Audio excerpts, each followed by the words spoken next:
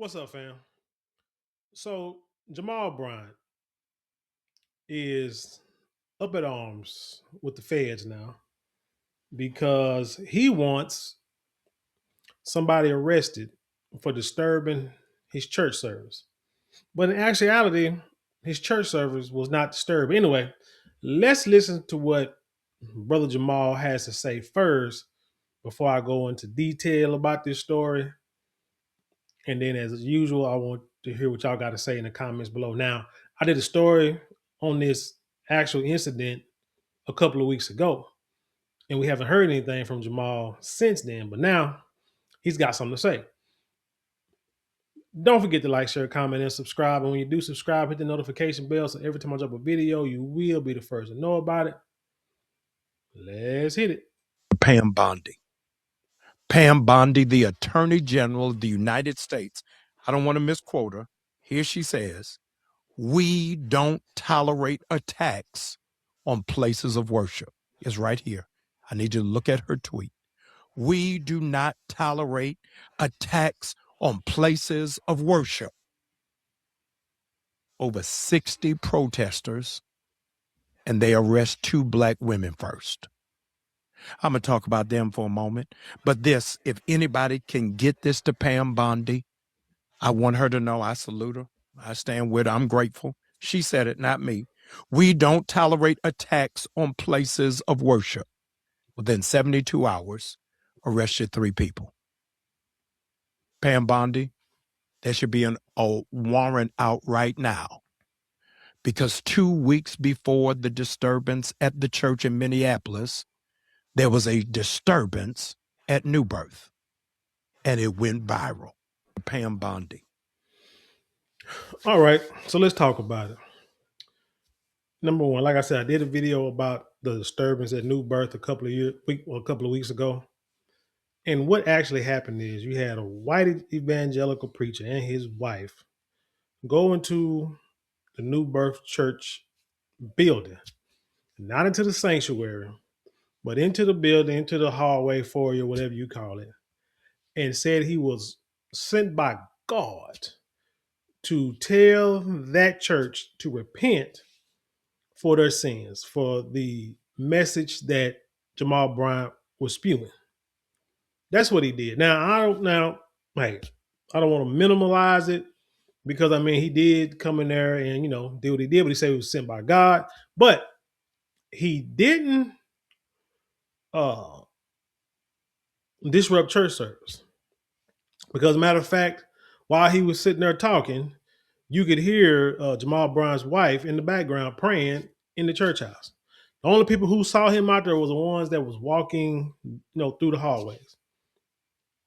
That was it. Somebody called security. Security came over to the man and they escorted him out the building and he left, so with no incident at all. Period. That's all he did. He came with a message from God. So he say. All right. What Jamal Bryant is trying to compare that with is, like he said, 60 protesters stormed into a church house during service and actually disrupted the service to where you had people leaving church. You had kids in there crying in fear. Adults probably up in arms, not knowing what's going on because all these strange people are coming in and disrupting church. Who does that? And Don Lemon, Jamal Brown tried to say Don Lemon didn't organize a protest. Well, that's to be said because he knew it was going to happen. He knew where they was going, and he walked in with them. And he asked his questions or whatever. Being a journalist, I get what he's trying to pull or whatever, but it's one of those guilty by association things. That's the way I felt. Because once they went in there, he didn't have to go in there. He could have stayed outside and wait till everybody come outside like normal journalists do. Because most time you go to somebody's house or you go to somebody's place of business and you try to go inside there and get questions or bombard somebody for an interview, they will kick you out and you have to leave. I guess church is more of a public place, I guess. So They really didn't have to leave. But who disturbs the church except thugs? You know what I'm saying? So he's trying to like I say, he's trying to compare two situations that actually does not match. But let's watch this again and let's see if I missed anything or anything, so we can see if anything I need to touch on. Pam Bondi, the Attorney General of the United States. I don't want to misquote her. Here she says, "We don't tolerate attacks on places of worship." It's right here.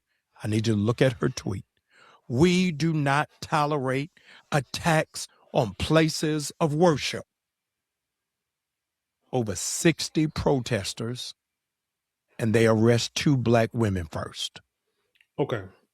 Now let me tell you, Jamal Bryant, why they arrested 2 black women first. It's kind of hard to do this video being a black man in America because sometimes when you bring some things to the forefront, bring attention to some things, people want to say that, oh, you fighting for them, you ain't gonna be one of them, selling out, whatever the case may be.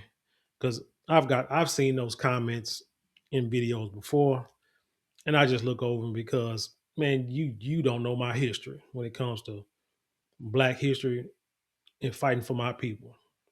You don't know my past, you don't know my present, so you definitely don't know what I got going on in the future either. So I ignore those uh, comments, but I have to call things out because sometimes everything is not race based. You understand what I'm saying?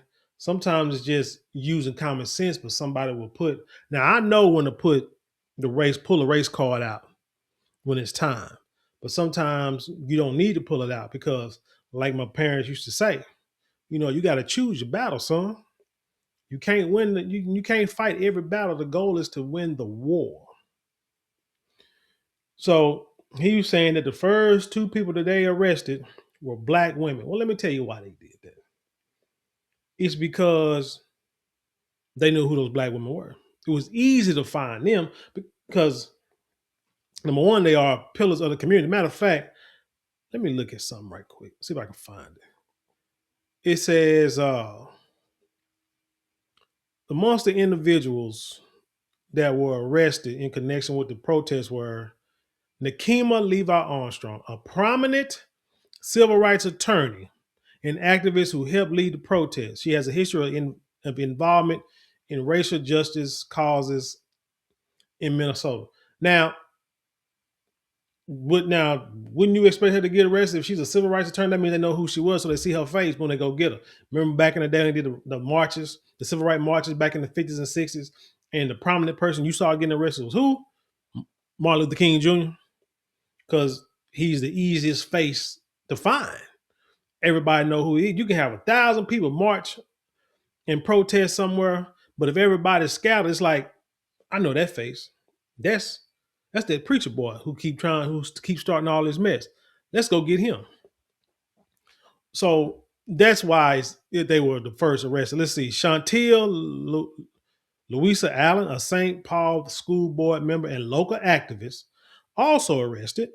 Let's see. William Kelly, another participant arrested. He defended the protest, criticizing the church's association with ICE. Independent journalists such as Don Lemon and Georgia Fort were present and live streamed the protests. They were detained or arrested by federal authorities in the aftermath, though Don Lemon's charges related to the protests have had legal pushback. The reason why they were the first one arrested is just basically because their faces are known. Now, I question that too, and I still do because it makes me wonder who were the other people that were there in that church. And I would like to believe that they were probably the same type of protesters that have been protesting since the days of George Floyd from that other community, from them folks, the community of them folks. And a lot of times, those protesters are people who are brought in, bussed in, paid to protest nationwide. I remember looks like there was a protest down in Dallas, downtown Dallas, and they said when they arrested some of them people, and you look at their IDs, most of them weren't even from Dallas or even from Texas. They were from other states, other areas, but somehow made it here. And when you look at their rap sheet, they have been arrested all over the country. So it's like people in that city don't even protest that much. So they got to bust people from out of the state to make a point.